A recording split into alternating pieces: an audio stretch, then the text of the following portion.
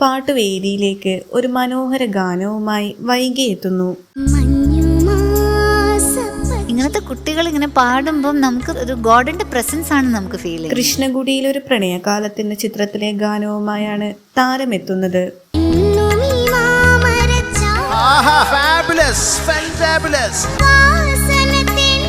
ദലീമ ആലപിച്ച ഗാനം അതേ മനോഹാരിതയിൽ പാടുന്ന താരത്തിന് മികച്ച അഭിപ്രായങ്ങളും വിധികർത്താക്കൾ നൽകുന്നുണ്ട്.